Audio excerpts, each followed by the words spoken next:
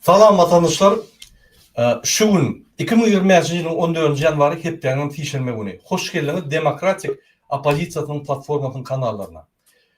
Hormatly vatandaşlar, şu gün men bilen gepleşmede Muhammed Düyücü katnaşar. Muhammed abi, salamu aleyküm. Selamun aleyküm ve aleykümselam. Selam vatandaşlar. Şu günkü bizim gepleşmenin teması Berdi Muhammedovlar protestlardan korkýarlar. Biz şu arada gurun ederiz. Esasanam Serdar Berdi Muhammedov arada gurun eder. Sebebi bir topur ülkeşmeler Türkmenistan'da bolly. Biz şunu hükman aytıp geçmesek bolmaýar. Muhammed abi, men efire başlamakam her wagt öňünden bir açyk maglumatlar berýärna. Ýa-ki internetden ruhsat berseňiz men ýene başlaýan şu maglumatlar. Bolýar. Otan bir gepleşe geçelim. Ruhsat berseňiz. Dedim, hormatly vatandaşlar, men size bir video görkezeyim. Video däl saatlar görkezeyim. Bir minut.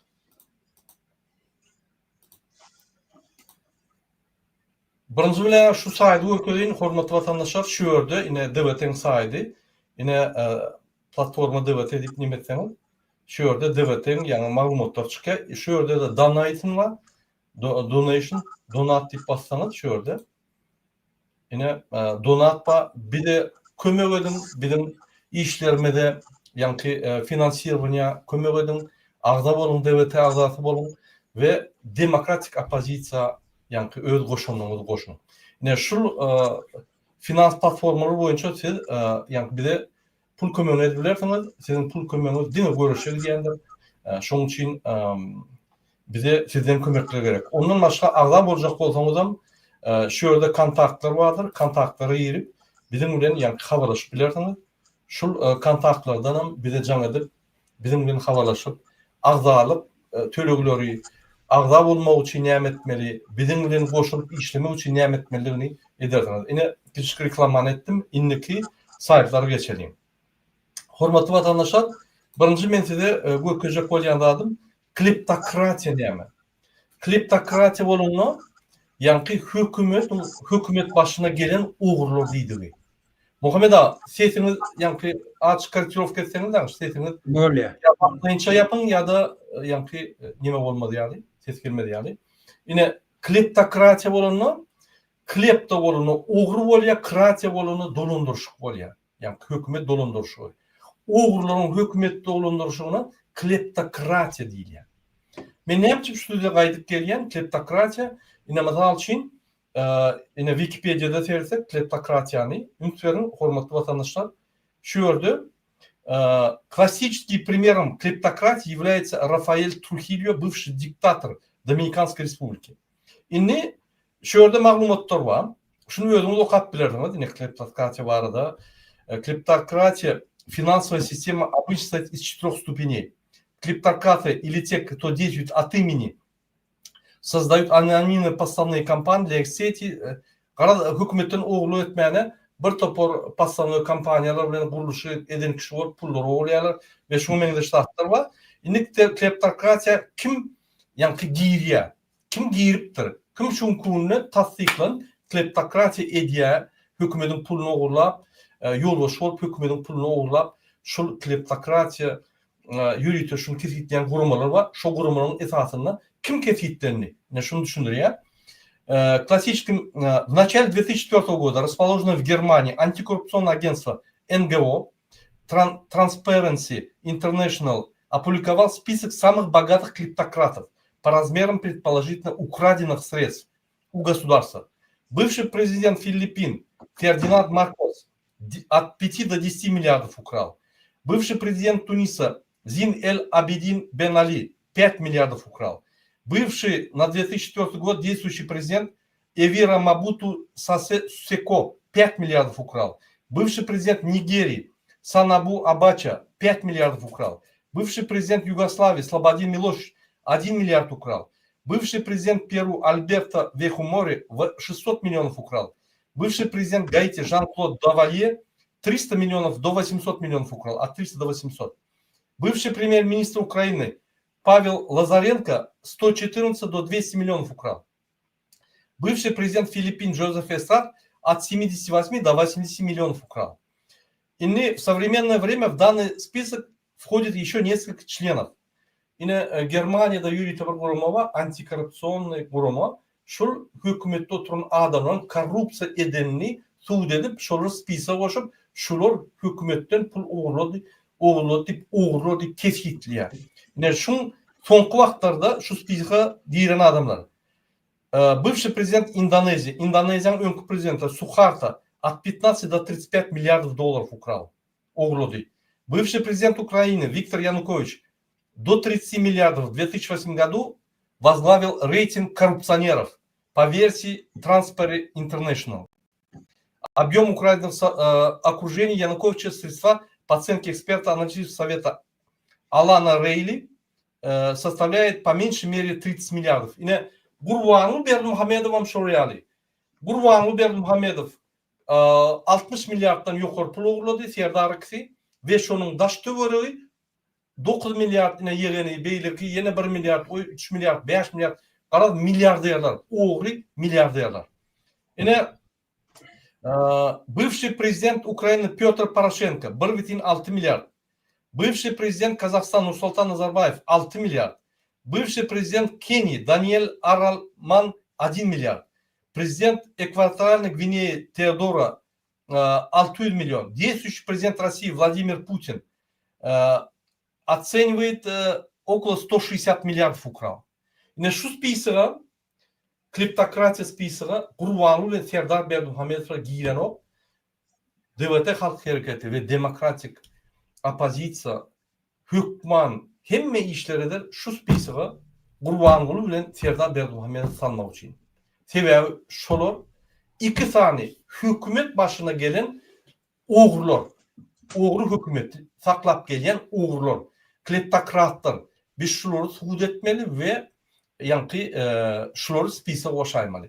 Şuları spisiga giren son ikinci etap şuları yankı Gazsi tribunalla suud edip pulları izne vermeli ya da Gazki tribunala gidiyen devlette şunu arrest etmeli. Yine şu ikinci etapı geçip oluyor. Yine vatandaşlar kleptokratiyanın manisi şu, ben size düşündürdüm. Şimdi narka kleptokratiya ne yani? Onun bir ikinci bir düşünce var. Narka kleptokratiya o narkotrafik edip yani hükümetten ve pulları oğurlayan adamlar. Narkotrafik edip. Yönü narkotrafik edenen narkokleptokratiya olanda sen hükümetin yol boşluğu olmalı. Onu sen narkotrafik edip yol boşluğu hükmünü yani narkotikleri satıp özüne yol koyyanında narkotikleri satıp hedil edeyim. Yine şu konuda Gurbanlı ve Serdar Berdimuhamedov hem kleptokrat yani hükümette oturan oğurlar hem narkokleptokrat. Bunlar yeğenlerin üstünün narkotik satıp Bayram Ali'nin, TC'nin, Levav'ın, Türkmenmaşin ve Balkan'ın türmelerine narkotik satıyorlar. Yeğeni satıyor, dealer yeğeni. Ve şu narkotikleri Afganistan'ın getiriyor, Taliban'ın üstünden ve Türkmenistan'a yaratıyorlar ve onu Kerkç aeroportundan yani daşırdı Venezuela onu yaratıyorlar. Yine şunun için Gurbanlı Berdimuhamedov narkokleptokratik. Şu zulüm var olsa, zulümün en son stadiyası var olsa narkokleptokratik. Yani hükümette oturup hükümet başçısı olup şöyle narkotik satmak. Yine Serdar ve Gurbanlı Berdimuhamedov'un şu iki düşünce geliyor. Demokratik opozisiya her davet etmeli, şor spisiga salmalı. Yine bizim birinci işimiz şu. Yine men yine bir maglumatlar koyacak koyan Serdar'ın aktivistlerine yani arkada zamanın aktivistlerine bir topor yallaklara, bir topor MMA'da yani görüş tutmayan yallaklara, bir topor televizyonda Serdar Berdimuhamedov Allah arkada alabaylı Serdar'ım, arkada kahraman arkadam, Lukman arkadam, Hacı arkadam, Alabay arkadam, Yeni Murat arkadam diyenlere yine men görkölen ofisyal maglumatlar ünsverin. Yine Serdar Berdimuhamedov Wikipedia diye şunu ünsverin. Yine ya kaçan doğullu, kaçan nimetli. Yine 19 Mart'ta был избран на выборы президента Türkmenistan'a. 19 Mart'ta 2022'de prezident saylanı deyip teskitlendi. Şu yerde, который подвергался критике в связи с фальсификацией и возможной имитацией результата. Yani falsifikatsa eden son şunu hemmeli kritik ediyor, hemme sayılır falsifikatsa etti diyorlar. Yine Serdar Berduhamedov. Sizin arkadağlı mı, alabaylı Serdarınız mı? Ya Lukman arkadağlı, alabaylı Serdar mı? Ya Hacı arkadağlı, alabaylı Serdar mı? Ben eyyem düşüncem gitti. Ben düşüncemi yitirdim. Şunun adına neyeme diyeceğim bilem o. Alabaylı Serdar mı? Lukman arkadağlı Serdar mı? Hacı arkadağlı, alabaylı Serdar mı? Buluş gitti şu zatlar. Kaçınla bir idiot, yani yurt başında olsa, yine şun adlarım idiotik gütkendir. Hedir, milli lider değerli, il yaşlısı. Yine ne hemen diyeyim biz Serdar'a? Alavali Serdar, Alavali il yaşlı Serdar mı? Alavali arkadağlı il yaşlı Serdar mı? Dilim çocuk diye mazingam yana tersine uğrup diye. Ne şunun için şunun ahtarında da logika yok, öğülerinde de logika yok, hükmedinde de logika yoktur. Ne derdim? 2022 yılda Türkmenistan ayal gıyılara yani qadağan edildi kosmetika ve plastik etmeyeni, manikür etmeyeni, saçlarına kratkalamana, yani eşiklerine limit girildi, maşin sürmeyene, önünde maşinin önüne oturmana ve şunu mendeşlatlar. Onun dışından men kesinlikle geçtik. Serdar Berduhamedov Türkmenistan'ın halkı daşına gitmedi yani bir topor vizalar girdi. Şunu kurbanın nedeni o. Serdar Berduhamedov etti. Türkiye hazır vizalar var. Hiçbir devlette yok. Yani içinden çıkanda gönül giden Türkiye'nin barın yerine viza şöyle yani 3 ay minimum giden Türkmen halkına burada ayratin 3 köşk vizalar girildi. 3 köşk kazananlar girildi. Kim etti? Serdar Berduhamedov. Yine biyografiyasını seyredin. Ünlü vermiş o biyografiyasını. Aşgabat'ta stomatologdan doğulayan yine ayalı uğurlayarak ровесница, yaş taşı по некоторым данным его двоюродная сестра. Yani двоюродный doğunu ayalı. По профессии педагог. Öğren pedagog.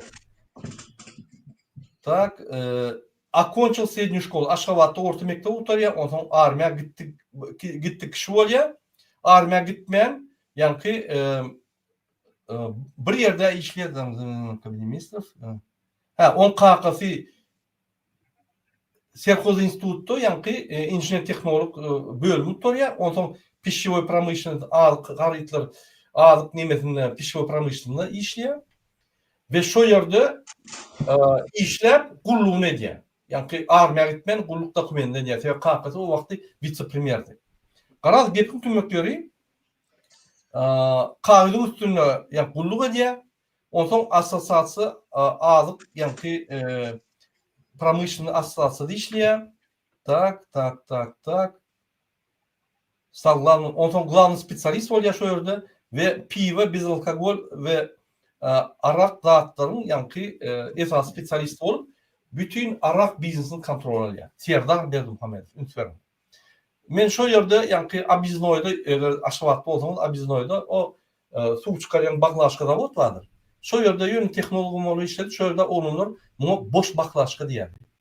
Yani şu olunur bana canlı diye. Marada boş baklaşka diysen Serdar yağıtlar. Şu reali tükü gepe düşünmeyen bunu bir zat düşündürdü. Yani düşünen o hatta başlığım ay koysana yönü gel menetlerine inip yani bunu yüzlerin noktalarım bunların işlerim yok. Şu yerde yani o doполнительный тележка yali şu yerde injener olup teknolog olup şöyle oturuyor. Buna hiç kim baran olmayanlar yani kreslanı kucaklap oturuyor sebebi akmak bir soğuk yine şu yerde işleyen adam şunu şu yerdeki işleyenler lakımı yaptılar boş baklaşka diyor. İzninle yani prezident ölen son Niyaz ölen son Berduhamedov yani bunu управление koyuyor alkol zatlar kontrol etmeyene сообщает, что к тому времени семья Бердухамедова и родственники практически полностью монополизировали пищевую и продовольственную промышленность страны, а лично Сердар Бердухамедов особенно преуспел в винном и алкогольном бизнесе страны. Şunlar Türkmen maşölünü kakası yani prezident oluyor, ödülmeliyor, falsifikasyon edip. Oğlundan şu pищевой промышленностьta yani inspektör edip koyuyor, şöyle bir bölümünü yol oluşturup oluyor. Hem medadı kontrol alıyor, oğlu şöyle. Сергей Берн так, который является фактически монопольным и надзорно-карательным органом в стране в сфере продовольствия, но при этом сохранил неофициально многочисленные бизнесы в вышеуказанных сферах. Şu yerde yani öz biznesini yaradıptır. Şimdi 2008-2011 yıllarda не имея дипломатического или другого схожего специализированного образования, числился советником посланника посольства своей страны Российской Федерации. Yani посольствода советник болып işler. Hiç diplomu da yok. Yani diplomatiyada. Hakkı yok şöyle işlemeni. Elbette bunu şöyle koyarlar. O şu yerde de yani Moskva'da дипломатическая академия, Россиян дипломатическая академиясының утория, онан международные отношения утория, 2011-2013 числился советником постоянного представителя Туркменистана при офисе ООН, yani Женевадағы офисында советник. Yani советник olan yani maslahatçı hükmünde bolya. Ve şu yerde yani başka okuğa giriyor. O okuğa gutordum, gutormadım, girdim, okuğa bardım, информация полонок diyorlar. Окончил программу данного центра по направлению европейской международной безопасности. После возвращения из Швейцарии в 2013 году назначен начальник отдела по европейским странам Министерства иностранных дел Туркменистана. И, соответственно, Сергей Бердмухамедов непосредственно начал курировать внешнюю политику своей страны по отношению к странам Европы. 2014'te gidiyor. Unutmayın. Eyyam yanlış spesialist olup işler başlarında eyyam korrupsiya edip gören oğlum Serdar Berdimuhamedov. Son bunu korrupsiya edip yani kanunlar bozup Sovyet hükmünde koyuyor pasolstva. Özün hiç yani diplomatik bilimi diplomatik diplomalar bolmasa da koyuyor. Okuyor ve KK'sı bunu yuvaş-yuvaştan aylap yukarı kaldırıp prezidentliğe getiriyor. Demek 2017'de şu prezident yolunu başladı ya KK'sı ve yuvaş-yuvaştan 2022'de gidiyor. Yani 11 yılla şu bir savodi, bir akıllı, pustoy baklaşkanı yuvaş-yuvaştan prezidentliğe getiriyor. Niye getiriyor? Gelin seyredelim. Yine 2013 yılda был назначен заместителем директора Государственного агентства по управлению использованием углеводородных ресурсов Туркменистана. KK'sı Бурбан Бердимухамедов президент vakti pul uğurlamak için Агентство по углеводородным запасам. Yani bar teviğvarların agentstvosu var. Şöyle oğunsal ya teviğ bağlıklardan gelen pulları uğurlamak için ikisi bile. Şunun için Serdar yine Govi yine Avrupa'da okudu. Ol yani kadaklarında işler bayka. Onu inanmam ertek ol. Anlardan 2011'den bunu prezidentliğe getirip otur. Korrupsiyoner Burhan Berdimuhamedov kleptokrat ve şunu 2013'te yani ikisi daşkı bütçede yani agentство по природным пользованиям ikisi yarıp uğurlap yören adamlar bunlar. Bu torun uğur iksen. 2013'te yani ofitsialna Türkmenistan'ın hem eksporttan gelen pullarını yarıp yören adamlar şu ikisi. Unutmayın. После возвращения из Швейцарии в 2013 году назначен начальником отдела по европейскому министерству. Так, он айтык в качестве зампреда. Проработав в этой ведомстве в качестве замдиректора в 2016 году, в августе 2014 года стал кандидатом технических наук, в июне 2015 года доктором технических наук. Şimdi bana düşünüyorum. Şu adam giyici ünlü, yani pişivoy pромышленности, o baklажка zavodda işleyen, pustoy baklажка olup, ondan sonra ministerstva gelip, yani adı öndürülen ministerstva gelip, şöyle hem biznes kontrol ediyor, yani alkol, su, pul çıkarılan, Coca-Cola çıkarılan biznes kontrol ediyor, şöyle pul alıyor ve öz biznesini yönetiyor dostlar bilen. Ondan sonra bunu KK'sı prezident bolan sonra günü bunu agentstva koyuyor, öğreden KK'sı bilen pul yarıyor. Pul oluyor 2013'ten 2014'e çeli ve 2014'te şu adam bir sovot kandidat teknik nauk oluyor. İnanın ben Moskva'da kandidatska bir yıl okudum. Onu bilmedim. Vaktim yok. Koymalı oldum. Onu bileceğimi bilen yönü vaktim bolmasın hem biznes ediyen hem ikinci diplom aldım. Ondan sonra kandidatska gittim. Yetişmedim. Mümkünler. Biznesmen olup mümkünler. Bu arada hükümet işlerine işlep, oğurluklar edip kalkası bilen o ne yani kandidat teknik nauk oluyor. Oğlum hiç bir yıldan sonra akademik oluyor. Oğurluk değil mi şulatlar? Oğurluk. Administrativno oğurluk. İyi dinle. 2016-2017 yılı Naçen Departament по международной информации MİDA Talya kakası yankı aydışmayalı bir klip takrat oğru hükümette oturan beyleki hükümette oturan oğrunu klip takratı ayla yankı spiral boyunca yukarı kaldırıp prezidentliğe getiriyor. Serdar soňky ýyl prezident bolany 2017 yılın şu etapda ýörekdi. Gurban şondan gitar aýdyp arkyn bolýar ýa arkasynda ogly ýa basgançakda minikli oturuyor.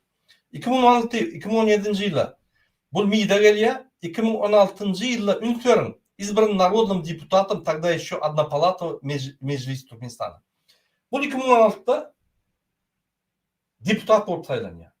Türkmenistan'ın kanunu boyunca sen hükümette işlesen bir ulveripede deputat bolmana hakkın yok. Sen ya da deputat bolmalı ya da hükümette işlemeli. Yadınızda var mı? Gurbanly Berdimuhamedov hem prezident boldy 2023'te. Hem 2021'de hem prezident boldy hem meclisin başlygy boldy. Men şonu gyýyryp aýdypdym. Konstitusiýany bozdy. Konstitusiýada ýazyldy. Görkezdim ya da deputat bolmaly, meclis bolmaly ya da prezident bolmaly. İkisinden birini. İki tane hükümeti eline alıp almana hiç hakkı yok. Kim bolaýsyn perişte bolsa da hakkı yok. Türkmenistan konstitusiýasy boýunça. Şonu ýaly ine Serdar Berdimuhamedov eýýem 3-nji gerek kanun bolýar. Ünkören 2016 yılda депутат bolup saýlanýar. 5 созыв на дополнительный выбор на вакантный депутата места от правящей демократической партии. Yani дополнительный выбор bolana saýlawy gutor ya. Bu tordan bir näçe wagt geçen soň doполнительный saýlawy diýe ýürüýdi, oğlunu salmak üçin. Men size her wagt aýdýam, Gurbanly Berdimuhamedov konstitusiýamyzy bara depkiläp, üstüne tans edip, ýyrtyp, söküp, ýene ýanky sepleşdirip, üstüne bağışlan näme tolka et görmedik adam saýlawlardan soň oğluny ýene deputatlyga saldyrýar. Ýani şoňa falsifikasiýa diýilýär.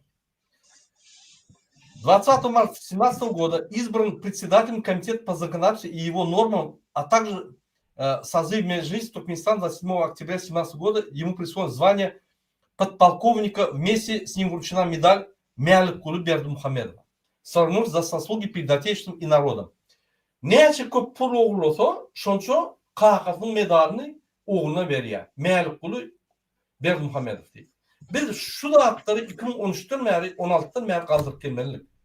DWT 2020'de döredi. Şondan soň aýdyp gelýär. Ýöne ondan öň bunun eden haramlyklary gaty köp. Şoň üçin men size aýdýam. Şu likyny tutsak etmeli. Biz basmaly bir topor konstitusiýon ýanky cenayet işleri, administratif cenayet işleri ve ağır cenayet işleri eden adamlar. İkisi. Ünkören во время награждения он был одет в парадную форму, он будучи еще депутатом парламента страны 30 марта 2018 года назначен одним из заместителей министра иностранных дел Туркменистана Рашида Миредова. Хотя избирательный кодекс страны запрещает депутатам Меджлиса занимать другие государственные должности или посты, а также заниматься бизнесом. Депутат болонно şu wagty Raşid Meredow'un MİDA'nın ornatary saýlanýar. Bu kanuny bozdugy bolýar. Gurbanly Berdimuhamedov atstafka gitmeli, Serdar Berdimuhamedov atstafka gitmeli. 2018 yılda ine eden ýene bir konstitusiýon, ýanky konstitusiýany bozan administratif ýanky şertleri. Diňe şoň üçin ikisini oturup tutup basmaly. Gurbanly we Serdar Berdimuhamedowlary. Indi bunun iyidi var mı? Kaçtı gubernatora tak. 2019 yılda 1 yanvarda şunu kakası ahal velayetin hakim edip koyuyor.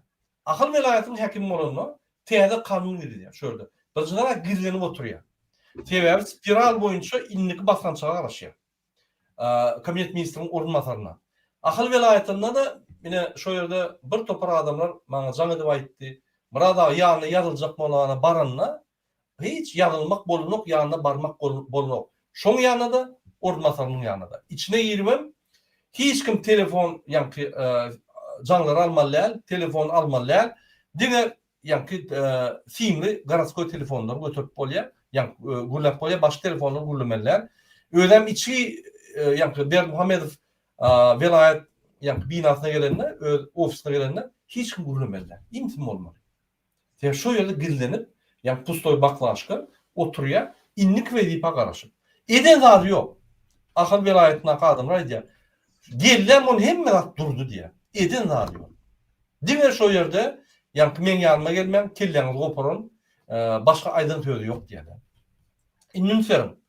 7 fevral 2020 yılında prezident ve onun kakası şunu minister pромышленности Turkmenistan'a yani öndürücü boyunca ministr etmeliye.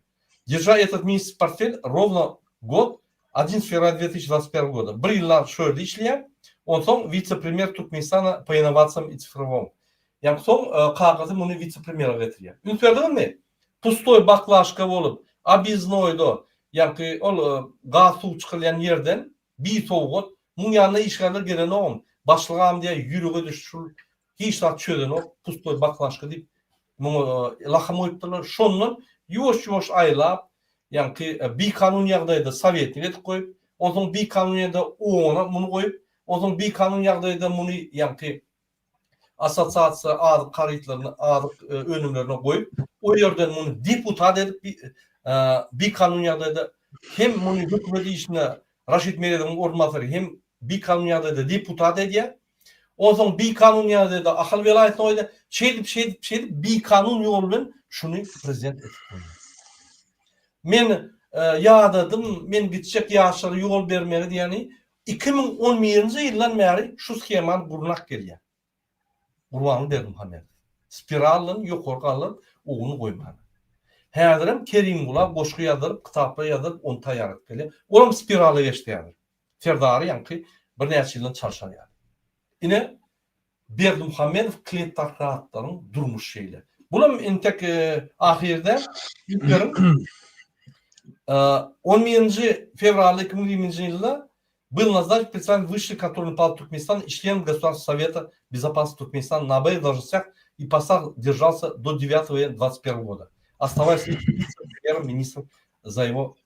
Bir topor, yani kanun boyunca bir vakt alıp olmayacak veripeler sakla bir kanun şu yerden hareket etkileyen Serdar Berdimuhamedov. Şimdi ünferim hükümet siyaset ne diye. 20 Mart'ta 2020 yılında Serdar Berdimuhamedov объявил о новом составе своего кабинета министров. Yani men кабинет министров çalışacak diye vaydiyadı. Dinle, единственным новым членом правительства, которого он назначил, был Muhammed Kuli Muhammedov. Dinle bir adam çalışıyordu, yani men hükümet çalıştım diye. Şu kakasını koyup giden dağına, bu aklam yetmeyen, şunu sakla devam ediyor. Bu yönü kartinka yal oluyor. Yine iyiden serdim. Kartinka nehili diktatör oluyor. Yani ondan düşünmeyin.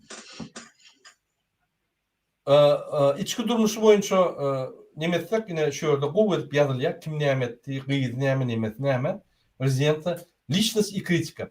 Некоторые отмечают, что Сердар Бердыхамедов не отличается харизмом. Yani şun inisiyativası yok. Bir neme adam, инициативсыз adam. Наблюдатель указывает на его неестественный и странный тихий голос и неприятную для слуха и восприятия еле слышную монотонную манеру речи. Также отмечает, что на многих фото и видео он, несомненно, выглядит так, как будто чувствует себя некомфортно. Elbette bunu kuluğundan şeyle toğulap yukarı çıkarıp koyun yani vedipede koyulan bu önü komfortta hata eden sebep her bir vedipe görüşüp barıp yani ösüp baranıp yani kuluğundan çekilip koyulan adam oluyor. Yine nagradalarını terden yani alın medallarına. За большую любовь к независимости Туркменистану. O ne söyletti? Pul ne uğurladı? Hemen ne uğurladı? Konstitusiyanın bozdu. Bir vedipe, iki vedipede bir vade işlemeler vardı. Konstitusyon bir kanun hareketler etti. Medal Mahtumul Praga. Bolya ola standart medal, dejurnu medal. Юбилейный medal Türkmen başının Türkmenistan'ın karşılığına 25 yılına. Oğlum standart medal. Medal Mealik Kulu Berdimuhamedov. Buna medalam olmalı. Mealik Kulu Berdimuhamedov adı bir çüşe kanya kontrole varanla türmelere yani kontrol edenler ayarlayıları doğrular. Şöyle bir çüşe kanyaklar. O yani ki türmeler gül yalayıp yat gören adamı inni yankı kahraman ediyorlar da şon medalını oyarlar. Görüyor musun? Şu zulümün ne zulümçülüğünü. Huday sakladı. Bir de şu zulümçülük avray bir de sinye. Eğer biz şunu saklamasak. Yine izinle zaslуженный тренер Türkmenistan'ı. Sportivni zalda birgeden bolup görmedik. Yani hiç tat et görmedik. Zaslуженный trener. Bir topar trenerler var. Giyice uni zaldan çıkman. İyiden giyerler, akşam çıkıyorlar. Gurgular daşara çıkan olmuş. O zalda yani turnuş geçirip öyle diyorlar. Onu zaslуженный trener bolanı. Bu ömrüne bir gerek zala bak görünüp zaslуженный trener var. İzin filmin. Юбилейный медаль Türkmenistan'ın bir tarafının 20 yaşında. Bula дежурный медаль. Медаль «100 лет образования Татарской автономной советской». Ey, Tatarstan ne demişsin var? Serdar Berdimuhamedov. Senin hakkın yok başka devletin medalını almana. Demek senin içali olur malumat satyan. Орден Дружбы народов между Россией и Türkmenistan'ın. Yine de içali Rus hükümeti işleyen adam. Ort medalını alayan adam. Отличный заслуженный diplomat Türkmenistan'a. Diplomat işlerine hiç tat et görmedik. Yine 2022 yılda 8. dekabrda zaslуженный diplomat Türkmenistan'a alıyor. Men düşünemem. 22'de bu prezident. Diplomatiya enli bu değişti yeri yok. MİT'ten çıktı. Şuna da öğlen medal koyduruyor. Öğlen prezident. Орден имени Шейха. Yine de yurt sattı. Герой Туркменистана 24 сентября за огромный личный вклад в дело управления основ национальной независимости Туркменистана. Ne Герой Türkmenistan'a. Bir gülkünç. Bizde bir topar geroylar var. Giyice onu işleyenler. Yerlerde, Potrot'ta, Oğuzuluğundan, neft gazı, bir topar neft gaz çıkıyor. Ben gidip gördüm skvajnalara, görgüler yani ıssın aşağından şöyle su yok, rahat yok. Nivdi yerin aşağından alıyor. Ya gazçılar. Giyici günlüğü şöyle işler smenadan, vaktan neme diyorlar.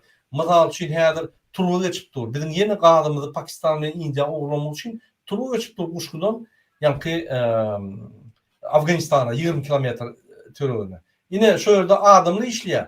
$75 alıyorlar. Şu yerde giyici günlük turları fark edip işlerler. Ne naharları var komandrovkada, ne yatamalı yerleri var, ne yıllı soğukta görgüleri işlep inetimi geroyluk vermeli. Orden dostluk, oğlum Tatarstan, yine Tatya yurdunu. Юбилейный медаль Türkmenistan'ın Mahtumul Prağı. Ola ayttım. İnni publikasya Berdimuhamedov ünit verin. 2 yılla prezident olanına 3 kitap geldi. Yine birinci kitap Молодежь опора страны. İkinci kitap Аннау культура из глубин тысячелетий. Zerden Молодежь опора страны. Yaşlar devletin yani fundamenti.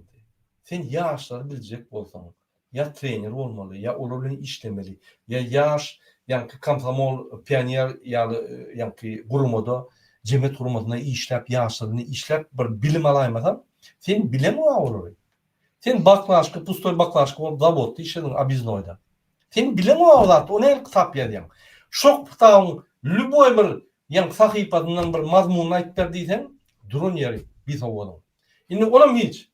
İkinci kitap Anu Kultura iz glubin tışçileti. Anu'nun tarihini mi yapmışlar? Sorak var mısın Anu'nun tarihini? Bilmedim. Şimdi ben yine size bir teadil aydayım. Üçüncü kitabını aydayım. Yine üçüncü kitabını seyrettik. Unutuyorum. Serdar Berdimuhamedov написал книгу Mahtumul Dünyanın Akılları. Unutuyorum hormatlı vatandaşlar. 3 yıl prezidentlikte, yani 2 yılda 3 kitap yazıyor. Ben yine bir akbeta parayı yüzüyorum. Öğrenim şunlar. İyi de galyamadı. Siz 45 yılda 20 kitap yazılmazsanız yine 2 yılda kağıdından geçirdi. 3 kitap yazdı. 10 yılda ne kitap yazdı öyle? 5 köpelde 15 kitap. Elbette kağıdından iyi de galya. Kağıdı 11 yılda 58 kitap yazdı. Elbette iyi de galya. Yönü yetip alır mı tek? Bir yılda bir 10 kitap yazar şu adam. Şuraya biz bir başlan olayım bir idiotlar bir men şu sözü aýdym, men loqlar üçin bir informasiýany ýaýradyp näme diýýär, bizim samsyklar ýa şular diňläp otyr.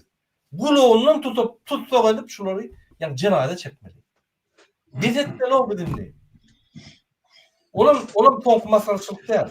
Bu iýanma. Yeni bir masalçylyk görkezýän Vatan programmasynyň masalçylygy. Serdim 12-nji ýanwardaky material. Ünsverim.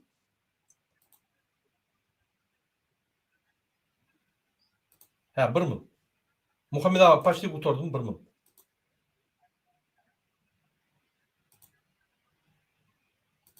Ünsverim hormatly vatandaşlar. Adamlar garaşsyda bakdy, tarap ýurdumyzdaky täzeldir bu habarlar bilen tanışdyrýan Watan habarlary gepleşimde başlaýar.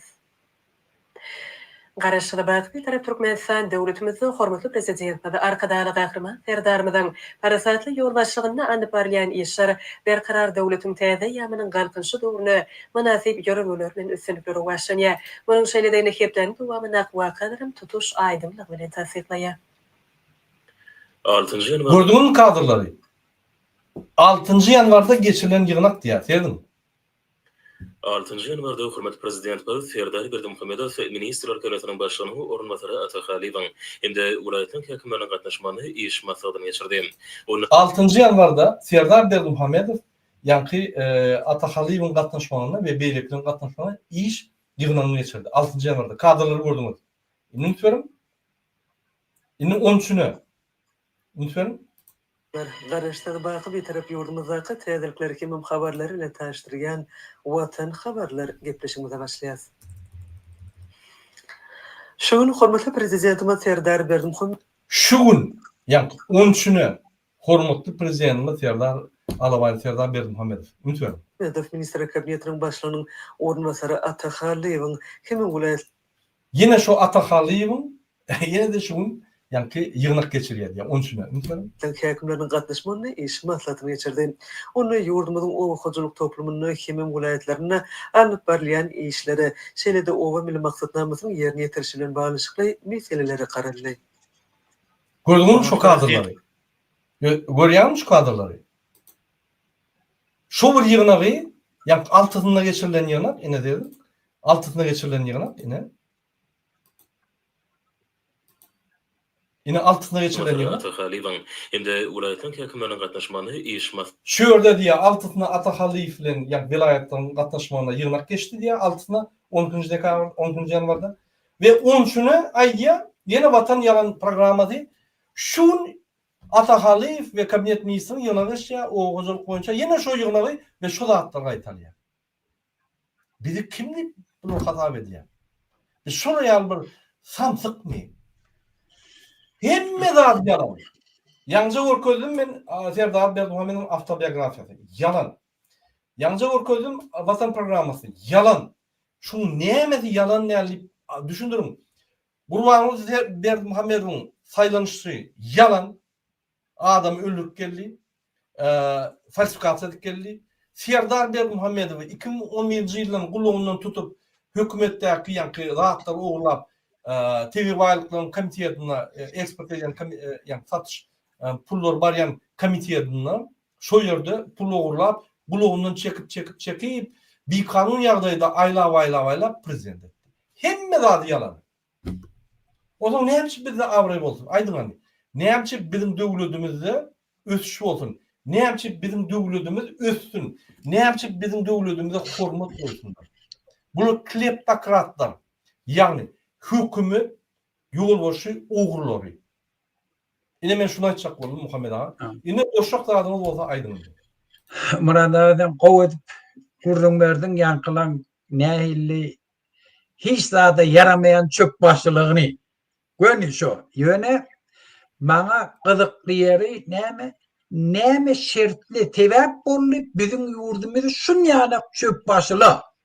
Hiç zada oňormaýanlar 21-nji asyrda 21 şeýtirip ýurdu dolandyrmagyna näme sebäpli boldy? Näme şertli wadi şeýle dolandyrma? Kleptokratiýa diýeni kizdaplyk ýollary bilen ýurt dolandyrmaklyk da, indi şey diýip aýdyň. Kizdapçylyk ýol bilen. Bula kezzapçılık yol bilen yanktan hemme detalın üstünde durup geçti şey. İnne şuna näme şertler oldu Türkmenistan'ı şeyler şunu dolandırıp öldü. 30 yıldan beri dolandırıp oturdular. Birinci şert şunu ön Sovet sistemasının halkın yüreğinde korkudan döreden korkusu. Halkı siyasetten daşlaştıran şey. Siyasete koşulmalı, siyaset bilen işim olmasın. İkinci zat şu Sovet sistemasından halkı ertid etti. Sebebi 70 yıllar halk ertid. Hiç daha da hak hukuku yok. Ne yeri var, ne biznesi var, ne öyü var. Hemme daha da hükümetinki. Hemme yazıcılar, hemmesi hükümet eğer şulara aylık vermedi açlığının önü. İslenlik vaktim hükümet dolandırıp otururlar. Şulan işine mal biliyor. Cayına elini al biliyor. İşlep veren yerinin üstünden hem kovuluyor. İslenlik vakti yurttan çıkarabiliyor. Demedi İslenlik atışından al biliyor. Şu sisteman Sovet sisteması diyor. Birinci şart şu. İkinciden Niyazov'un döreden metot upravleniyedi. Niyazov Türkmenistan'la öz tilkçiliği bilen bir hilli inteligensiyanı oynadı. Bizim alimlerimizi, yazıcılarımızı, jurnalistlerimizi it yana oynadı. Yeke olori. Başında şolara zilyonlu çırak öneme görkedip, ışık görkedip olar kanun bozmağa öğretti. Ne doğru yol bilen pul kazanmanı öğretip, ne doğru bir kanun hareketleri etmeye öğretip, son bunları halkın önüne biabra edip kovdu. Şeydir bizim intelijensiyamızı dolu dargattı. İkinci Niyazov'un edendadi, siz devlette işleyen adamları bir kanunçılığa öğretti, mecbur etti. Haçanım hükümetin içindeki işleyenler bir kanunçılık etmeyi öğrenseler, o hükümetin elindeki kulları ne mi diyse şunu ettiler. Şu şartla tevap oldu, şun yana akmak adamla hükümete geldi. Niyazov öldürüp de hükümete geldi. Bulam şol da devam ettir. Şunu komşu derece ettik. Hiç daha da onarmayan adamla yurdu kezzapçılık yol bilen bizim halkımızı, bizim yurdumuzun bağlarını satıp keseklere verip dünyanın yüzünde edecek işlerini edip veriyor. Kakbut da dünyada şunlardan haber yok. İnni yine şun daha da esasi sebeplerinin biri şu zatlara fazla bizim halkımızın korkaklığı, yüreğinde döredilen korkusu. Şu korku halk olan ay hükümet işler ne mi etti olabilen olara bilen dava etmeni öz kıyınçılığın ölçücü özlerini kösediler. 32 yılla bizim halkımız özünü kösediler. Özünü kösediği bilen hem hükümeti kezzapların eline tavşırdı. Öz malını, vicdanını, imanını bir tofar kezzap mollalar hükümetin içinde işleyen adamlara şolara tavşırdılar. Bir halkın kemçiliği. Dördüncü de ortaya bir şart üretti. Şunun edenetçiliğini dünya meçberine şulara krişe olup durdu. Diplomatiya yoluyla bilen hükümet onun içinde şunun edenetliliğine şart üretti. Şunu ne mi etti? Putin'in diplomatları onun içinde şuları kolladı. Şuların karşısında çare görketmedi. Şulara da değdirmedi. Şu adam Putin'in dünyada şunu yani Ukrayna çözmüyor bir şey. Dünyada şunu kazanacak oldu. Orta Asya'daki men krişenin aşağındaki dronlarda Svetna Revolüsyon edecek bulamam deyip her şey dava baş koştu. Putin şunlara İflenlik geçiren Taylov'u, İflenlik görünüşünün aksini delegasyon verip hava arasında Taylov geçirdiler. Halk 99% araştı, ne dediler, katnaştılar. Halk öz prezidentin töyüye teferdi kollarını peşat bilen koyup onun içinde de prava vetosu bolon için şolara zat değdirmedi. İslenlik görünüşünde saylovları geçirdiler. Hiç kim şolara koşuluş vermedi. Daşar yurtta önden gelen dert boyunca Türkmen intelligensiyeti Ors okutunu alan, Ors mekteplerini oturan, Ors'la bilen ara katnaşan köp bolan Türkmen intelligensiyeti buna da şuna karşı çıkacak olup burada etcek ordalar Ors politikleri bilen birinciden ara katnaşan açıp başladı. Ola da şunlar dudağa sallıla da Türkmenistan'a apozisiya bolmağa bolan potansiyel adamlarım bula Orsiya şolun üstü bilen öz kontrolüne sakladı. Yasama prava zaşitnik döretmek bilen, yasama partiyalar döretmek bilen bunları köşeştirip edip, şeyittirip Niyazafa Berdi Muhammed'e şert dörettiler, eden ettiliğin Türkmenistan'ı etmedi. Eğer bir tovar täze çıkan adamla da gelip burada etcek bularsa, eyyem onun etcek hareketlerini birinci bolup Niyazafa yani bunlara aydıp önünden şoları dargattılar. O barışık münadafın etcek bularmış. Şonun bilen bütün inteligensiyanı kırdılar inden meyle hükümetin içindeki işleyerler birden kellesinde prezident ayırmak bulamasın deyip olar korkuzdular. Şon yanına ceza verdiler. Şu solun bir kanunçuluklu yol bilen ceza verenle de hiç kim şuna karşı istat çare gördürtmediler. Ne prava zaşitnikleri, ne daşarı yurttaki apazisyenerleri edip bilecek hareketlerini başka yollar ne koşuşturdular. Şu neçelliğine bizim en esası bağlılıklımız olan inteligensiyalarımız türmedi ölüp gittiler şolun ıkbalını bilem de. Daha sonra şolun maşgalalarının nirdeliğini bilem de. Şu şartla bilen hem yine de bir esası şart açacak oluyor. Geçen 30 yılın içinde dünyada hem zabıtta hem Amerika hem Kanada'da bir zat deyip oldu. Eğer öz inisiyativaları bile diktatörlere bir zat diyecek olmadı. Şolardan eğer hop bize avanmasa biz zat etmeyen bir karar. Onsun bilirler onşakla. Bulan bir tevap oldu. Dünya şun kune gelmeğine ahane. Yöne kovlar indine. Birinciden bizim 4 yıllar diyeceğinlik bizim aktivistlerimizin kahramançılığı bilen bir eyyem yan korku diyen dadını halkımızın belli bir bölümünden ayırdık. Şunu ben Murad Ağa eğer radyo olsam ben sana uğrattım. Azatlık radiyesi bir neme koydu peredaça. Şunu hükmen koy. Şununla doğru analiz etti. Azatlık radiyeden bir de karşı değil. Yöne şurkun mecbur oldu inni şu analizi vermeyene. İnni halk korkanak de, inni halk dönük diye. Bugün her bir hükümete karşı, hükümeti kritik var etiyen adam böyle vatanın düşmanı, vatan dönük diyenden inni ol koyup gitti, inni ol oyunu edibilmeyen hükümet. İnni halk kim şu hükümetin karşısına çıkış etti, şunu beter dileyenler kim hükümetin içindeki işleyenlerden.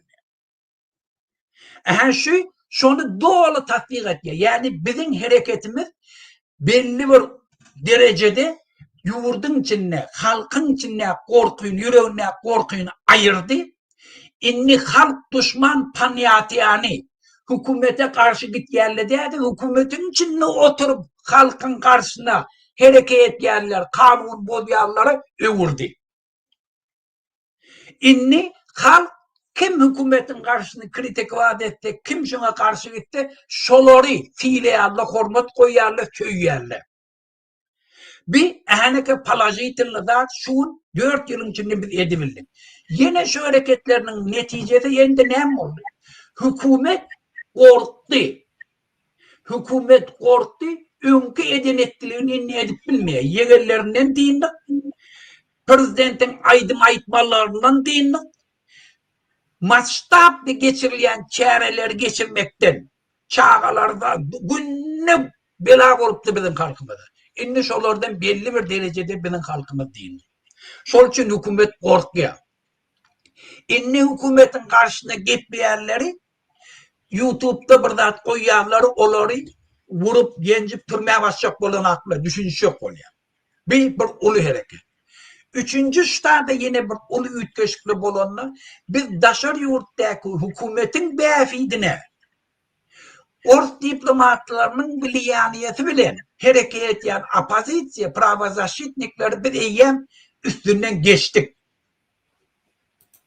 Biz inni onu inni istat edip bilen Ona dine bir yolları var. Halkın sesi olmalı. Halkın hareketlerini kollamalı. Şondan ayağını başlayana koşsalar üstünden defelek geçeceklerini bilyerler. Şondan hemmeti göz getirdi. Şol için azatlıklar diye adışın yanık beredaşılar. Yine bir esası dünyada ütkende, dünyanın bütün ütkede oturanlardı. Oğlum ortayadım Ukrayna çözmeyi ve şovlen dünyadaki döredilen siyasi situasyon. İnni ortaya dünyanın yüzünde absolutna siyasi tesiri yok. Absolutna yok. Öz başın çorap bilse şunu ravi. Suriye meselesinde şol hemmemize subut bol. Ortaya Başar Asad'ı koruyacak bol milyarlarca dolar çıkacaktı. Dünya gücünü görketecek olup bütün gücünü hayırlanıp Suriye şehirlerini veyran etti. Yöneğin sonunda üstünde tüykurlu ve kaçık kayıttı. Olan adamdan kayıttı. Yani Suriye'nin tane yol başladı. Aytyan adı var diye Ortiyet diye Ortiyet yani Nemede Saudski Arabiye'de yığına geçirdiler. Sonra iki tane esasi rol oynayan Başar Asad'ı saklan halk kabadanından saklan adamlar yani devletli İran bilen Ortiyet'i çağırmadılar.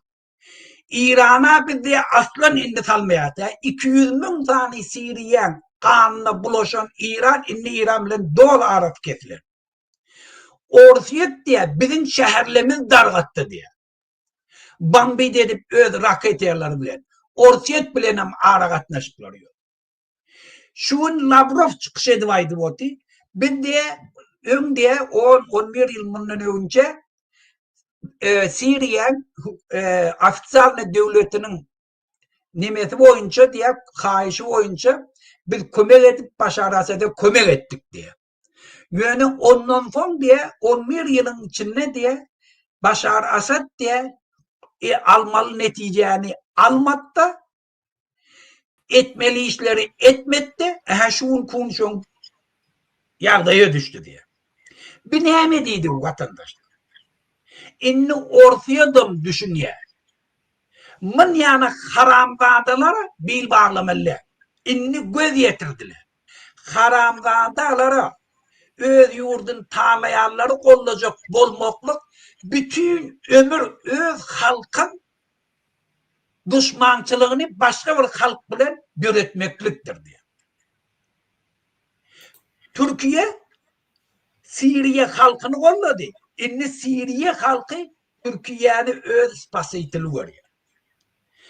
Bu haramzade Berdimuhammed dağın fikir edip oturmasınlar. Erdoğan şun olur bilen nimetye ol bu manada da de ki Berdimuhammed'in ettiğini işin doğru deyip kasap etti. Ol birden şu hazır hiç tat yok saylamağa birden ortaya da eline düşemezsin şu deyip bir hilletip şunu öz teoriğinde saklayacak oluyor. Yönü öz içinden hem sen inen falan edeyim deyip Erdoğan şuna söylüyor. Bizim İslam'ı bizim halkımız hazır özünü görk edip bilmediği için, köçeye çıkmadığı için, kurumaşıklı hareket etmeyi için Erdoğan'ın saylamağa danıyor. Eğer Erdoğan şunun göz yetirse, Türkmenistan'ın içinde halk çala hareket kalanını Berdimuhammed'i öz tutulan bilir. Şunun için Berdimuhammed korkyanı şundan. Berdimuhammed'den korkyanı şu. Hazırki situasyalarda görüyor. Üçüncü yani dünya meselesi boyunca üç köşkle. inni İran regionuna önkü oyunçuluktan değilni. İran hazır ne Suriye ne milyarlarca dolar çıktı etti. 20'lerce öz bayanlarını döredip şu tahada bayanlı bazalar döretti. Hemmesini İran yitirdi. Hezbollah doldargadı. Livan'da dün prezidentin sayladılar birinci dene. Hiç var prezident saylapını mani ördüler. İran'a karşı gittiyen adam sayladılar. Hezbollah da kabul eden akıyor. Mecbur oldu. Ondan premier minister sayladılar. Onun zabıt napravleniye bilen Hezbollah bilen hiç illa ara katnaşıyor.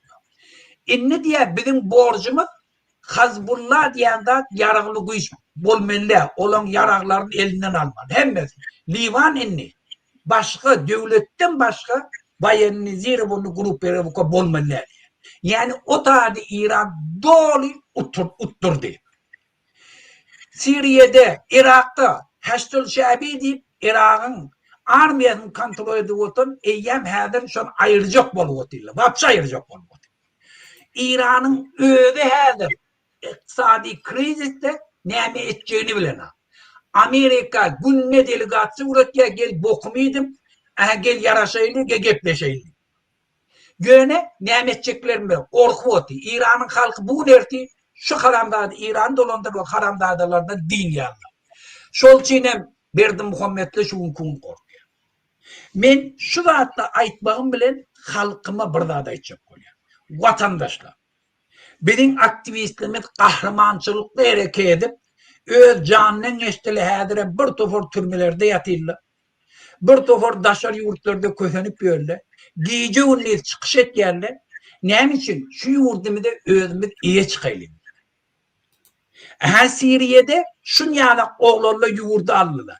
Yurdu enni milyarlarca dolar pul geliyor. Yani Saudi Arabiya'da hem devletle Suriye'nin üstürmeli karara geldiler. Suriye'nin bir tovar İslami istidatlı var. Yönü şun ait yerle. Eğer sen dünya cemiyetçiliğine koşulsam, eğer dünya normatif boyunca yurt dolandırsan, biz şu kömekleri size edeyle iktisadiyetini kaldırayım. Dünyanın interesi dünya cemiyetçiliğine devletle koşulmağına, açık olmağına, adam hukuklar deklarasiyasının sabludat edilmeğine, parakatçılık üçün edilmeğine. Şunu etsem biz hemme daha dekya. Türk hadir kıvırcak devletinde hemme yurdun içindeki toporlu, siyasi toporlu, milli toporlu, dini toporlu hemmesi yurt dolandırmağına hakkı olsun diye. Eğer şunu üçün edip bilseler, şunu kanunçuluğu doğru yerine getirip bilseler, ahaneke Suriye en özel yurtların birine uğruyor. Pulom tapılıyor, kömek edecek devletler de köp, hem ekşem oluyor. Yurdan parakat oluyor. Bizim şunu etleyek vatandaşlar. Biz hiç saat İslam'dan başka. Yurdumuzu iyi çıkayalım. Yurdumuzu biz yurdumuzun baylığını öz yaşlarımıza girdik bile. Öz yaşlarımızı okuduk. Şu gelecekte yurdu hem dolandırır yana hem bahtlı yaşar yana gidip bile. Şuna da bizim hem de mümkünçülüğümüz var. Bir tavır kezzaplardan bir din var. Hiç kime şun konuşula gerek. Şol çiğnem Berdim Muhammed da şun kun yatı bilene. Ben açacaklarım Muhammed. Rahman. Murad ağa. Sağ olun Muhammed ağam. Muhammed ağa size kul düşündürdü. Hurmatlı illeşler. Benim bir cemleyici adım var. Masal için. Bizim Serdar Berdim Muhammed bu ay bir çekuşun boş maklaşka deyip seyrediyorduk. Şu adam 14 yılın içinde hükümete gelip bir topor rahatlar görüp oğurluklar edip zulümünü arttırdı. İnni mun ediyen işlerini ünserdi. Benim şunu yankı bir konuyu taştım şunun üstlerini. Size şu paylaşayım. O zaman analiz edip yankı bütün görücülerini ünsersem bu Gurbanı Berdim Muhammed'in sana beter zulüm ekeni. Şu adam eğer de hükümet başı bolup dursa Gurbanı'nı öldürüp bize şeyli bir zulümünü getirer. Siz dahi Gurbanı'nı ucuklarsanız. Anladın? Gurbanı'nı öz kakasını zehirlep öldürecek oluyor. Yeğenlerini Gülnavadi o yani Recepov, Nazar Recepov hemme emlaklerini alıp öz doğun anlaşlarına, yani ayal tarafından çıkanlara, doğun anlaşlarına geçirecek oluyor. İcretinin kardeşlerine geçirip dövlüdüğümüz şeyle alacak oluyor. Men öňem aýdýarym. Şunun öz arasında ulu ýa-ni bäsleşikler bar. Bir-birine garşy we şular öz arasında ýa-ni tire gyrşýar. Ünserim. Ine Serdar Berdimuhammedow. Kakasyny zäherlejek bolýar. Yegenlerinin biznesden ýuwaş-ýuwaşdan öz aýal dognalaşyna geçirip şu adam Gurbanyň ölüni garaşýar. Şu Gurbanyň ölü şu gün başlap ýa-ni şular gyrýar. Şu adam bizim azatlıklarymyzy, bizim hereketlerimizi azalyp, bizim azatlygymyzy uğurlap, bizi polny beklep koydy. Bütün döwleti. Şu adam MHM polisler şun kununa basışlar edip bize karşı türýän adam. Şu adam şol. Serdar Berdimuhammedow Türkmenistan'ı öňark gider bu Ýewropa bolup, Ýewropada eden adına edeyin. O ona oturan kişi bolup, şol Ženewaň diplomatik institutuna oturýan kişi bolup, şo ýerde ýa-ni zulüm maryn etdi. İkinci ayal tapynyp şo ýerde gelip, zat edip, Türkmenistana gelip, ayallar zorlap, zat edip, gelen zat şol. Şular ýaly 11-nji ýyldan başlap diňe hökümetden puluny kakasy bilen ogurlap, zulüm edip gelýän, gyýlar zorlap öldürip gelýän adam size ýa-ni Türkmenistanda ötürelmi? Ya size ötürelmi? Ya size mümkinçilik berermi? Ya size azatlyk berermi? Ya sizin ýa-ni ykbalyňyza täsir edip sizi ykbalyňyzy gowlaşdyrarmy? Bekler hemme abi. Bekläp gelýär. Inanyň haçanda bir sowat öňe goýsaň, bu hiç instrumentler yok. Adamların kommunikasiya edip gürleşip bir uğur tapmak, bir bolýa alalaşmak yok. Diňe kedilen gopurun diýen zadyny ulanlar da emmedin kelletini gopurur. Häzir aýdýarlar. Bir 10 oğlay adamy şul ýitirýär diýär. Häzir Gurbanyň öläýdi, 10 adam ýitirýär. Birinji bilen öz dogranlaşyny başlap. Pikir etmem. Olar suwda basyp zat edip olar ýitirer. Öldürür. Onun emlaklerini başka doğunun anlaşına geçirir. Ve başka doğunun anlaşına, yani ayalının tarafının, ecretinin doğunun anlaşları tiyerdin halkı köseyip, zorlap, gıynap başlarlar. Bundan beter bu. Yine bolacaklar. Şoň üçin 2 ýylda bir edilen zat yok. Reformalar yok. Oğucalanma yok. Iqtisadette yok. Finansta yok. Valuta şol bir durşy. Biz $100 alýanmasak häzir $75 alýar. Hiç sat ösen ok. Men kakanyň ýoluna alyp barjak diýip. Kakanyň ýoluny mundan beter durumly alyp barjak bolýar. Men şunu bilip goýun. Men şunu sizin ýüzüňizi çekjek bolýan. Şoň üçin döwlete halk hereketi şu günden başlap Serdar Berdimuhammedow nişanyň birinji orduna oturýar. Şoňa söýüşär. Demokratik opozisiýa Serdar Berdimuhammedow garşy görüşýär. Gurbany Berdimuhammedow ikinji plana geçer şu günden başlap.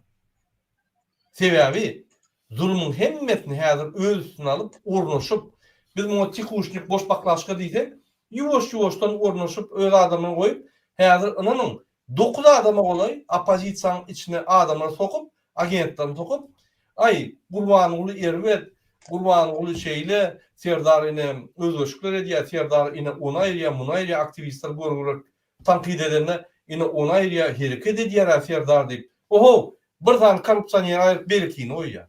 O näme tapawdy bar? Aýdyňaly, hana reformalar? Hana halka ýüzlenişler? Hana halk bilen gepleşikler? Hana halka ýürüýte kararlar, kanunlar halka kömek edýär? Hani şirketler açdymy? Hani pasportlar ötdümi? Gaýty beter edýär pasportlar boýunça. Şoň üçin özüňizi anlamam. Biz dogry teretmeli we kynam bolsa, ýa-ni skaner ýaly teretmeli. Hakykat şeýler. Beýlesam. Serdar Berdimuhammedow täze zulüm.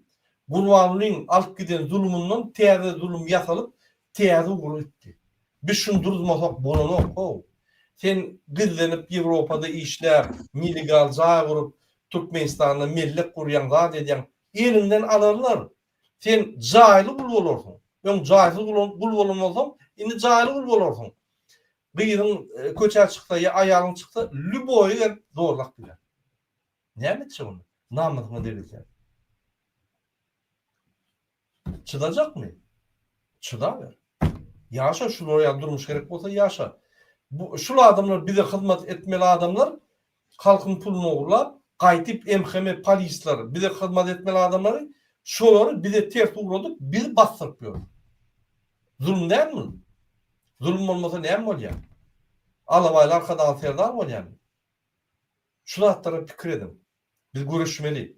Biz hemmemiz görüşmeli. Men aýana her kim bir küçük ýardım etse bu rejim bu toryya gaçky diýär şular. Din aktivistler görüşmeliler. Şoň üçin görüş bilen okmy? Finans kömegi. Finans kömegi bilen ok, video paylaş. Video paylaş bilen okmy? Maslahat bilen. Şonu yeterli. Ne biz sizi şonu çağırýar. Muhammed ağa, sen bir video uratdyň. Günün dowamında şol Lukashenko barada. Goýaýyn şonu. Yok, Lukashenko barada bilmedim ben näme urattım. Ýöne ben şu Azatlyk radioňyny goýaýlyjak boldum. Şu yaman важно. Sebäbi şu hemme analizle şonu. Ya da linkini goý, bolmasa vatandaşlar seyreder. Goýar, problema da. Elimizdäki da. Azatlygyň habarçylary türkmen häkimetleriniň başga pikirlere we hökümet tanqidçilerine garşy 1990-njy ýyllaryň başyndan bäri ulanyp gelen watan önügi, haýyn, agdybirligi bozjak bolýanlar diýen ýaly tagmalarynyň inni o diýen netije bermeýänligini habar berýärler. Yerli synçylaryň käbiri döwletiň başga pikirlere garşy olanan delilsiz ýöntem propagandasynyň soňky wagtlarda tersine işleýän bolmagynyň mümkinligini öňe sürýär. Sosial türleriň türkmen dilli segmentlerini yakından izarlayan synçy täze ýylyň ilkinji hepdelerindäki online çekişmeleri baradaki pikirini paylaşıp 2025-nji ýylyň häkimetleriň ýurtdaky islenlik kemçiligi köpçülükde aýtmak we watany dönüklik etmek görnüşindäki propagandasynyň türkmen internet ulanjylarynyň ýiti tankydyna duçar bolmagy bilen başlananlygyny aýtdy. Azatlygyň habarçylarynyň aýry-aýrylykda söhbetdeş bolan raýatlarynyň sözlerine görä, daşary ýurtlardaky türkmen aktivistleriniň sosial torlarda täze ýylyň ilkinji günlerini geçiren göni ýaýlymdaky diskussiýalary türkmen jemgyýetindäki öýdary pikir alışmalara gowy täsir ýetirýär. Aýdylmagyna görä, Burada bu köpde iň soňunda da ýene goý 2000-dy. Raýatlaryň içinde geçen ýyllakydan tapawutlykda pikirlerini açaçan, ýumurlama bir-birini tanamazdan bu hili pikirlerin aýdylmagynyň dogrudan hem türkmen reallyklarynyň şertlerine möhüm bir öwrüm bolmagynyň mümkinligini aýtdy. Yurtta dowam edýän berk batış we gorky atmosferasyna garamazdan ýurt içinde bolup daşary ýurtlarda ýaşaýan aktivistleriň efirine baryp diňe bir ykdysady we sosial özgertmelerinden eýtem siýasy maýylganlygyň hem gerekdigini aýdýan adamlaryň tapylmagy gowzat. Bu türkmen rejimi üçin uly bir signal. Dip howpsuzlyk aladalary sebäpli adynyň aýdylmalygyny soran Muhammed ağa, bu düşünükli. Şu manysynda iki söz aýdaly. Göde iň soňuny goýsaň şu iň soňuny Murad ağa. 2 minut iň soňuny goý. 1 minut iň soňuny 1 minut. aýtdy. Onuň pikirçi bu ýagdaý jemgyýetçiligiň Yok, gittin. Korkuda ýaşamak islemeýänligini, öňkü ýalňyşlardan sapak alýanlygyny işaret edýär. Azatlyk radiosy jemgyýetçilik pikirini döreýänligi aýdylýan özgörüşler barada olarky metod işgäriniň hem pikirini sorady. Onuň pikirçi häkimetler ýylatyň siýasy passiwliginden, hatda bilim sowady ýetik adamlaryň hem sesini çykarman ýaşajak bolmagyndan uly peýda görýär we öňden gelýän basış praktikasyndan başga dolandyryş usulyny görülecek hem bolmaýar.